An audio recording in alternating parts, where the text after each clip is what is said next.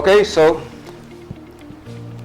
first the mask comes off. We are in COVID times and I have to set a good example. So mask must always be on. In this recording room, there are only 3 people, all of us who are in masks and are double vaccinated. Hi friends, I'm Dr. Vivek Mehan. I'm a cardiologist in Mumbai at the Leelavati Hospital and many other hospitals.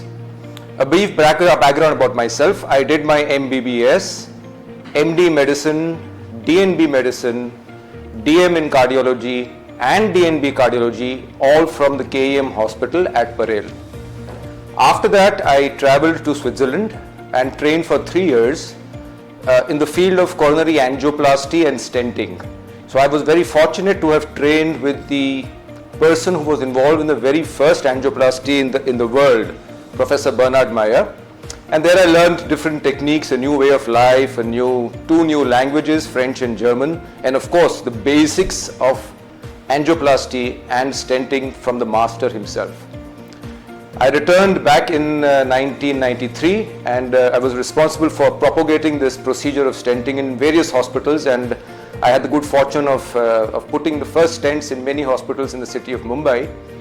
And I have been associated with several hospitals in the city and with Leelavati Hospital from day one. The day the hospital started, I think in 95 or 97, I've been with this hospital from day one of Leelavati Hospital, and it's my pride and great pleasure to be speaking to you today. So the topic today that I will be discussing with you is about smoking. Many of my colleagues have spoken about other aspects. I have written 2 books in my life. One is on angioplasty. It's called An Atlas of Balloon Coronary Angioplasty, but that's too much for the general public. But I've written a book for the general public entitled Love Your Heart. Now, one of the chapters in this book is on smoking. It says, quit smoking. The first line in this chapter says, quitting smoking is easy. I've quit umpteen times. That's the answer. And the second quote is from Somerset Maugham, who says, the unfortunate thing about this world is that it is so much easier to give up good habits than to give up the bad ones. So that summarizes the problem of smoking. You see, friends, there are many things which cause heart disease.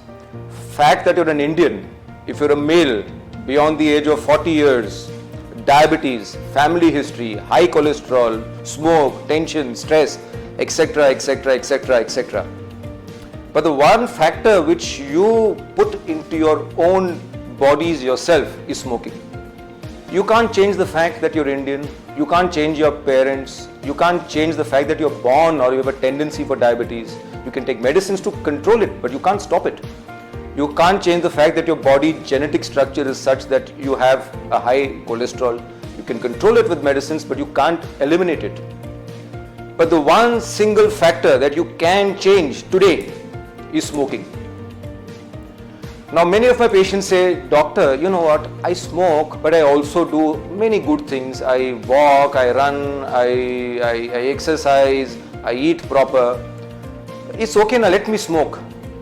This small little thing, how can it affect my body? So I say, you stop doing those other things and stop smoking. You've done 99% of the job. No, but doctor, smoking can't be so bad. So the answer to them, as I'm telling you now, is that I give you an answer that, listen, you know, I give money to poor people, I help old ladies to cross the road, I do some social service, but I'm also a murderer. So it's okay, no, let me do a few murders, I'll do those good things. Does it compensate? Does it compensate? It doesn't. If I stop murdering and stop doing the other things, I will do a lot of benefit to society. So stop smoking. If you stop smoking, and you can still take a drink sometimes, still splurge on your fatty food sometimes, have some sweet dish sometime, don't go for an exercise for a week or a month, it's okay. But the amount of benefit you can do by this one single step of stopping smoking goes a great way. Someday I want to read out this chapter for you. It says, the second paragraph says, tobacco smoke contains more than 4,000 poisons and chemicals. And the American Heart Association had written a review and just the side effects of smoking covered 36 pages. Now there is a big industry in trying to make you smoke. It looks macho, the Marlboro man, girl around the arm, sitting on a horse, smoking a cigarette. That image is so deeply implanted upon you that you want to smoke. It makes you feel macho, but it affects your heart. So if I was a businessman, I would go around giving everybody free cigarettes. You know why? It increases business. It brings patients. But we are no businessmen. We are doctors. We don't want business. We don't want to treat you. We want you to be happy. We want you to be healthy. So my single advice to you as a doctor is, if you smoke, stop smoking. If you've never smoked, don't smoke again.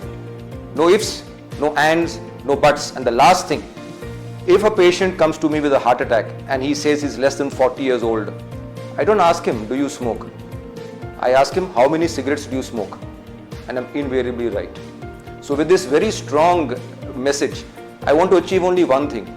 If all of you who watch this broadcast, and if one person decides to stop smoking, then my time is worthwhile. Thank you.